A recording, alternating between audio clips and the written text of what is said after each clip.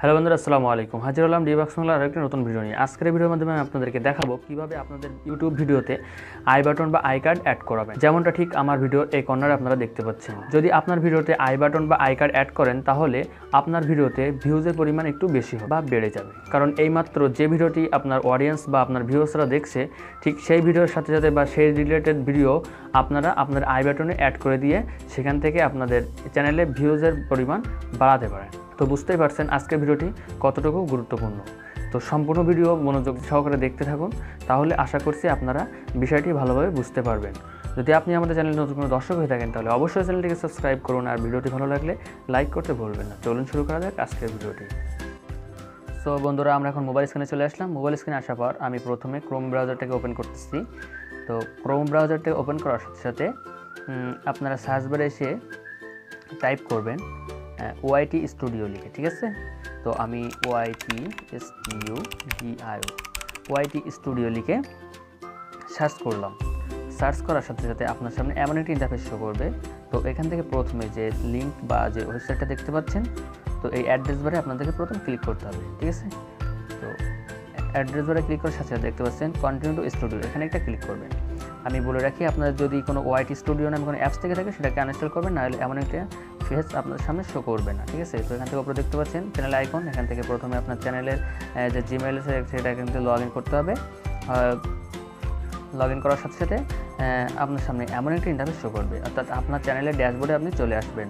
তো এখান থেকে ডান পাশে দেখতে পাচ্ছেন, বাম পাশে দেখতে পাচ্ছেন যে মেনু, এখান থেকে সাবটাইটেলের উপর ক্লিক করবেন।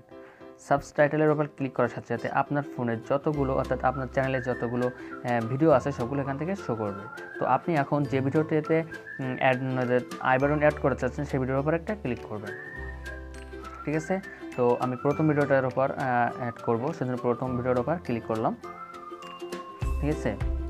তো প্রথম ভিডিওর উপর ক্লিক করার সাথে সাথে দেখতে পাচ্ছেন এখানে বাম পাশে আরও কিছু দেখতে পাচ্ছেন, অপশন আপনারা দেখতে পাচ্ছেন। এখান থেকে পেন আইকনের উপর একটা ক্লিক করবেন। পেন আইকনের উপর ক্লিক করার সাথে সাথে আপনাদের সামনে ভিডিও ডিটেলস নামে এতগুলো চলে আসলো, অর্থাৎ আপনার ভিডিও টাইটেল, ডিসক্রিপশন সবগুলো এখানে চলে আসলো। এখন আপনারা ডাইন সাইডে দেখতে পাচ্ছেন বেশ কিছু অপশান। এখান থেকে দেখতে পাচ্ছেন ইন স্ক্রিন এবং কার্ড, ঠিক আছে। তো আমরা প্রথমে দেখাবো ইন স্ক্রিনটা। তো এখান থেকে ইন স্ক্রিনের পাশে দেখতে পাচ্ছেন পেন আইকন, এখানে একটা ক্লিক করবেন। দেন আপনার সামনে এমন একটা ইন্টারফেস শো করবে। তো এখান থেকে দেখতে পাচ্ছেন আপনার ভিডিওটি আপনি আপনার ভিডিওর কোন অংশে আপনার যে আই বাটনটা শো করবে সেটা এখান থেকে আপনি সিলেক্ট করে দিতে পারবেন। দেন তারপরে এখান থেকে নিচে দেখতে পাচ্ছেন যে ডাকটি আপনার ভিডিওর কোন, অর্থাৎ 1 মিনিট পর কি 2 মিনিট পরে সেটা এখান থেকে সিলেক্ট করে দেবেন। দেন তারপরে একেবারে বাম পাশে দেখতে পাচ্ছেন প্লাস আইকন, এখানে একটা ক্লিক করবেন। এখান থেকে ক্লিক করার পর আপনি যে প্লে লিস্ট অ্যাড করতে চান তো প্লে লিস্টের উপর ক্লিক করে আপনার ভিডিওটি, আপনার যে কটা প্লে লিস্ট আছে সেগুলো এখানে শো করতেছে, ঠিক আছে। তো ভিডিওটি যে প্লেলিস্ট যে কোনো একটা এখান থেকে সিলেক্ট করে দেবো আমি এখন। তো আমার একটা সিলেক্ট করে দেওয়া হয়ে গেল। দেন আপনারা চাইলে এখানে আরও কয়েকটা, অর্থাৎ কয়েক মিনিট পর পর আরও ভিডিও এখান থেকে অ্যাড করে দিতে পারেন। তো এখান থেকে উপরে দেখছেন সেভ অপশান, এখানে একটা ক্লিক করে দেবেন। তো এখন আমি সেভ অপশানের উপরে একটা ক্লিক করব।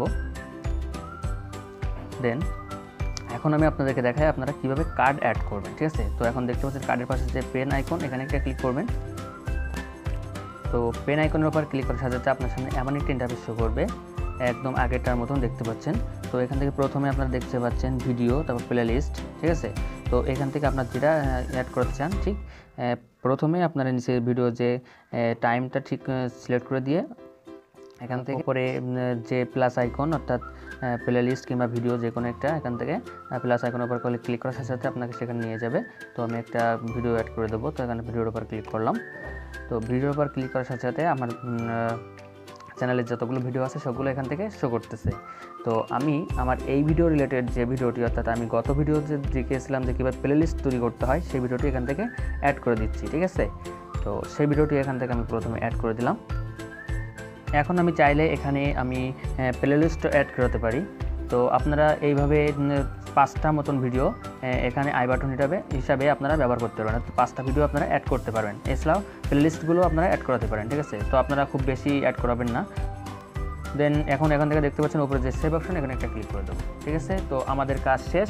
এখন আমরা এখান থেকে বেরিয়ে যেতে পারবো, অর্থাৎ আজকের মতন আমরা এখন আমাদের মতন শেষ।